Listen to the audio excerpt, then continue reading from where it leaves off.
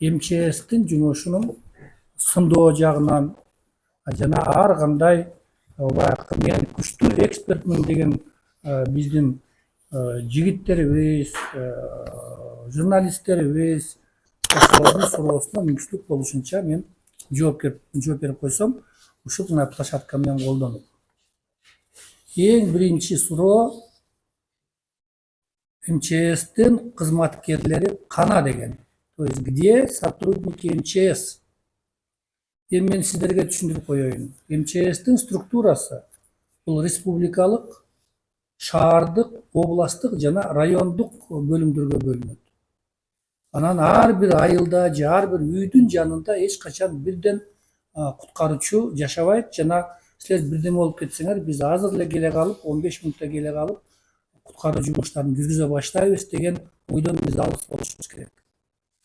Ноокаттын ситуациясында мына азыр биз билип атабыз, уже куткаруу жумушун жүргүзгөндө жогору жакта жайлоодо тоонун арасында 1300 адам калып кеткенин, 160 машинелер калып кеткен.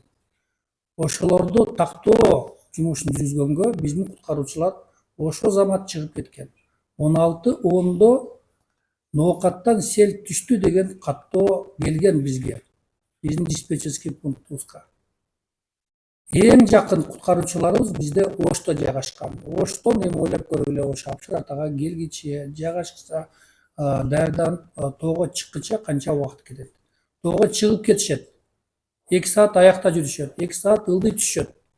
Ошо убакыт тоонун ичинде связь жок. Эми аны ар бирөөңүздөр эле уже билип калдыңыздар, аякта эч кандай сотовый да вообще связьдар жок.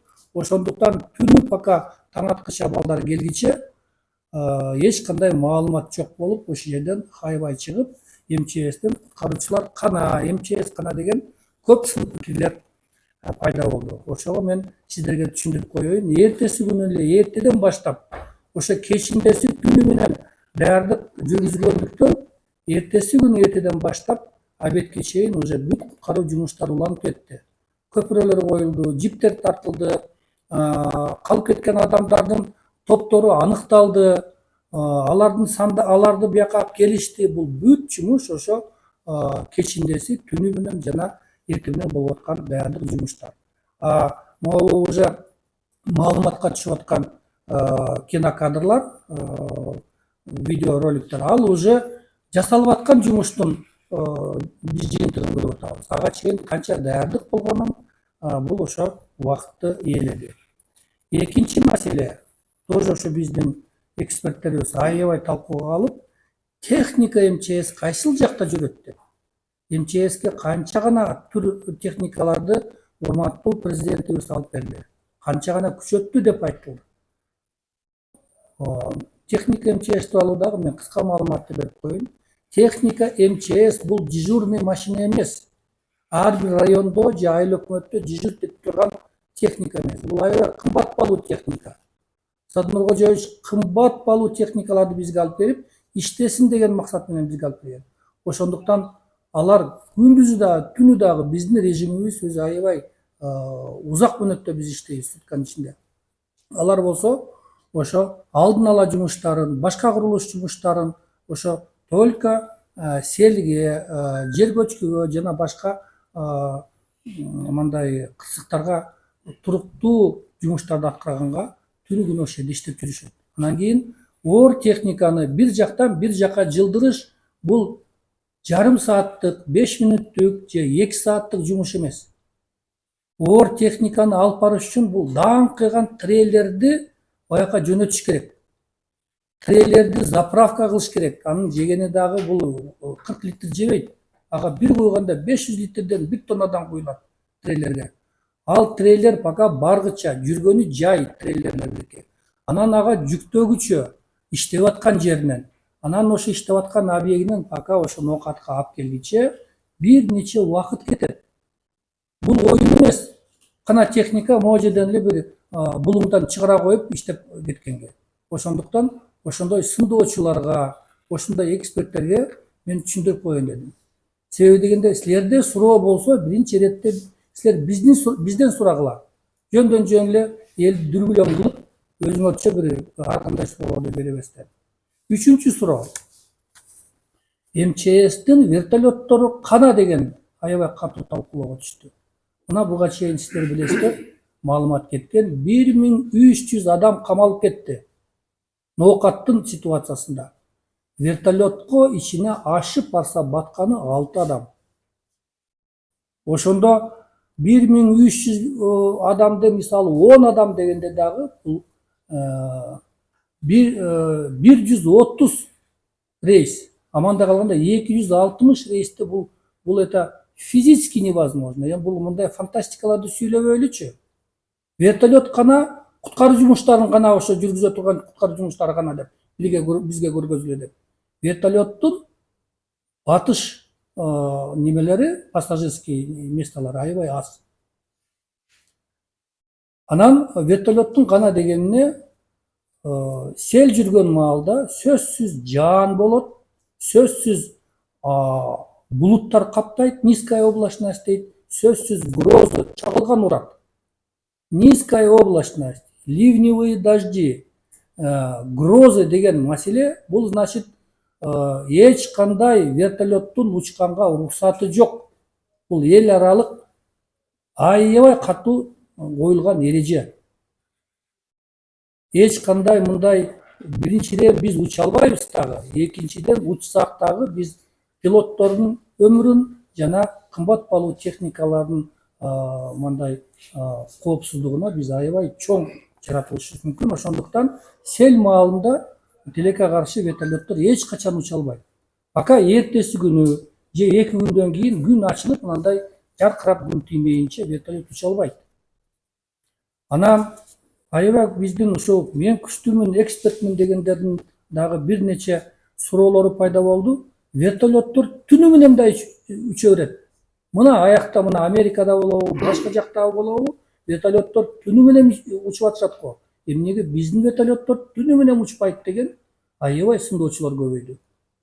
Аларга мен жооп берип коет элем. Түнкү учууга бул учкучтардын, пилоттордун атайын даярдыктары керек. Бул аябай опытный пилоттор болуш керек. Артында укмуш учкан вертолет частар болуш керек. Анан кошумчага атайын шаймандар керек. Бул шаймандар бул очки ночного видения дейт, соответствующий вертолеттун оборудованиясы бүт бардыгы ошого жооп бериш керек.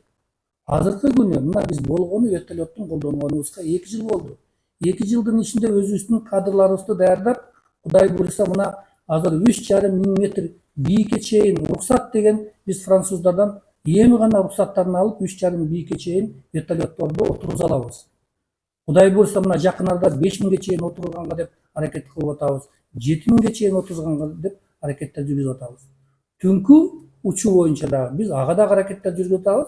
Бул шаймандар аябай кымбат. Вертолетко бул кошумча болуп шаймандар эсептелет, аябай кымбат. Бирок Кудай буйруса аны да алабыз. Жакын арада ошо жарым жыл, 1 жылга жетишпей биз өзүбүздүн учкучтарыбызды, кыргызстандык учкучтарыбызды жаңы жакшы мындай эл аралык заманбап талапка жооп бере турган ошондой пилотторубузду биз даярдайбыз жана түнү дагы биз учабыз. Ал дагы жакында келет. Адан тышкары элдердин, адамдардын өмүрүнө МЧС күнөөлүү деген аябай сын пикирлер пайда болду. Эми туура бизде мондай жакшынакай департамент мониторинга деген бар. Бирок департамент мониторинганын мен расшифровкасын айтып коеюн. Бул аты департамент мониторинга и прогноза. Силер любой словарды, Ажегова болобу, башка словарды аша турган болсоңор, мониторинг деген бул утурумдук жасаган изилдөө жумуштары. Утурумдук, күнүмдүк, азыркы күнү, в настоящее время. Прогноз деген бул божомол. Если буга чейин биздин прогноздорубуз, биздин божомолдорубуз 100% аткарылган болсо, биз анда көз ачык болуп кетпейбизби? Биз анда, силер анда бизди ошо сын пикирчилер бизди Кудайга теңелтирип койбойсуңарбы? Мына эртең кырсык болот, мына кырсыкта ушунча адам каза болушу мүмкүн, ошол жерден чыгып кеткен келет. Дүйнө жүзүндө андай жок. Силер болсо МЧСти совсем эле баягы күчтүү мамлекеттикпи же андай орган деп ойлобогулачы. Бизде анчалык дүйнө жүзүндө дагы андай оборудованиялар жок. Биздин балдарыбыз дагы андай ыкмага үйрөтүлгөн эмес. Прогноз дейт, то есть божомол. Божомол тууралуу мен айтып коеюн. Божомол тууралуу биз тынбай корутундаларды жазабыз. Жергиликтүү бийликтерге жазабыз, ишкерлерге жазабыз, жана башкаларга жазабыз. Тилекке каршы биздин мүмкүнчүлүгүбүз аябай чектелген. Биз барып башына бир чокусуна бир кое албайбыз. Сүйрөп барып бир жакка камап кое албайбыз. Же болбосо бир башкача бир кырсык болот деп жеткизгенге биз башка мүмкүнчүлүгүбүз жок. Болгон эле барып ошо кагазды карматып, көргөзүп, мына жерде кырсык болушу мүмкүн деп гана биз бурулуп кетип калышыбыз мүмкүн. Буга чейин канча адамдар менен биз соттошуп атабыз. Мына азыр Азамат Муратович айтып кетти. 1300 адамдан ашык адамдар менен соттошуп атабыз. Могу жерде силер өзүңөрдүн жана үй бүлөңөрдүн өмүрүңөрдүн неме коркунуч жаратып, жер көчкүнүн алдында жашап атасыздар деп айтып атабыз. Эми андай нерсени укпаса биз эмне кылабыз? Биздин мүмкүнчүлүгүбүз тилекке каршы аябай чектелген. Ошондуктан ошо эле ноокат боюнча корутундалар алынган, аларга берилген. Бирок башка маселе. Ким ошо сел сайларга дем алуучу зоналарды курат? Ким ошо жерге уруксат берет? Ким ошо дем алуучу зоналардан пайда көрөт?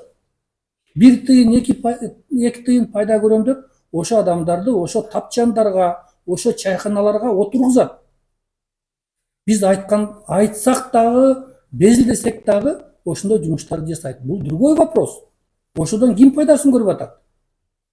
Коркунуч болуп атса дагы. Мына эле ошо эле эски Кушкор Атада 2 жолу сел болду. 2 жолу тең биз 300 үй бүлөнү 2 рет эвакуация кылдык. Бирок селдин себеби эми бирден бир себеби основной эмес. Ошол жердеги курулган чайкана. Чайкана прямо сел өтүүчү сайдын үстүнө курулган. Ону менен соттошуп атып биз жиңдүү болдук. Себеби дегенде сотто дагы ал жеңип алышы мүмкүн. Мен бу жерде ишкерлик кылып атам, мен мамлекетке пайда кылып атам, тигил бул деп ар кандай туура сөздөрдү табат. Бирок канчалык ошо чайканадагы дем алып аткан адамдын, иштеп аткан өзүнүн кызматкерлерин жана өзүнүн өмүрүн ошол жерге тобокелдикке салганы бул башка кеп. Пайдасын көрүп аткан башка кеп. Эми Кудай сактады, аялда эч кандай жоготуу болгон жок. Бир гана ошо сел чайкананы сүрүп уруп кеткенден кийин гана берки селдин суулары өзүнүн нугуна түштү. Берки айылдарга жайылбай калды. Бирок ошо менен ошо селдин чайкананын да тагдыры чечилди. Эми бул дагы сөзбү? Биздин көзүбүз жетишинче биз айтабыз. Бирок канчалык адамдар ошону кабыл алат, канчалык ошого көз ачылат, канчалык ошо кооптууну сезет. Кордукка, сактыкка кордук жок деген аябай жакшы кыргыздын макалы бар. Өзүбүз сак болбосок, кордукту да көрбөйбүз. Үйлөрдүн мына азыр аябай тизмелер кетти, жараксыз деп атабыз, суу кирди, сел кирди деп атабыз. Алардын 50% адамдын күнөөлүгүнөн. То есть бул чисто человеческий фактор деп коет орусча айтканда. Бул эмне деген? Арыктар тазаланбайт. Арыктар жок даже. Мына өзүңүздөр деле туугандарыңызга барыңыздар, конокко барып атасыздар, өзүңүздөрдүн үйүңүздөрдү караңыздар.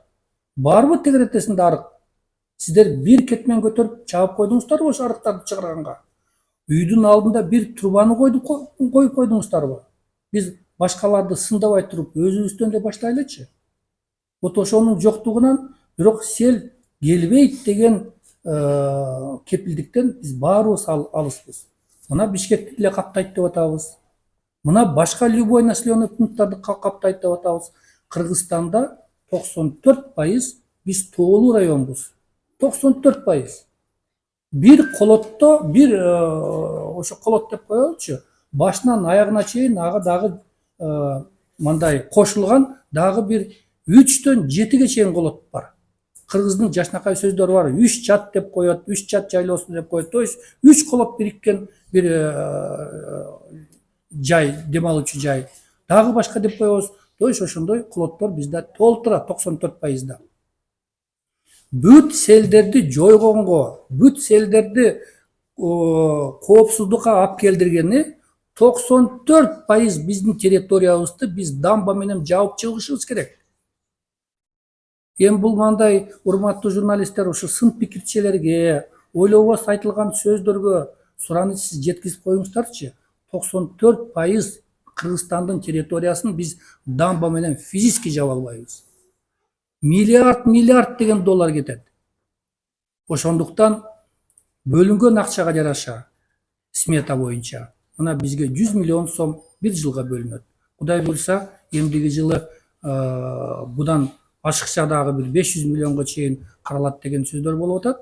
Ошо бөлүнгөн акчага жараша биз ошондой дамбаларды курабыз. Бир дамбанын баасы 7 миллиондон 17-25 миллионго чейин. Ошондуктан ошо бааларды эсептей бериңиз. 100 миллионго жок сом. 100 миллион сомго болгону бир 5-6-7 участок деле биз алып калабыз. 5-6-7 участок бир эле Нокаттын эле болот 5-6 участок. А калган райондор Разаков, Баткен область, Ош область, Жалал-Абад областтары каяка келип кетти, Таластар каяка келип кетти. Ошондуктан биз дагы ушу 100 миллионду мындай ылдактык менен эң кооптуу жака кура калалы деп ошону аракеттенип атабыз. Өзү негизинде быйылкы эң оор жылдын мындай эң аз потеря менен чыкканыбыз. Мына жоготуулар дагы эң аз болуп атат. Бул эң биринчиден ушу өзгөчө кырдаалдар министрлигинин потенциалын урматтуу биздин башчыларыбыз, президентибиз Садыр Кожоевич баш болуп, Акылбек Сомбекович баш болуп, Камчы Кыдыршевич баш болуп, биздин потенциалыбызды убагында көтөрүп ийгени. Мына 2 жыл мурун, 3 жыл мурун МЧСибиз кандай эле? Кетменибиз дагы жок эле. Азыр болсо ошо техникалардын күчтүүлүгүнө жараша, балдардын даярдыгына жараша, айлыктардын көбөйгөнүнө жараша биз ушундай аябай оор вызовдорду, орустар айтмакчы, биз ошо тең таймашып, тең алар менен ошондой природный стихиялар менен биз туруштукту көрүп атабыз.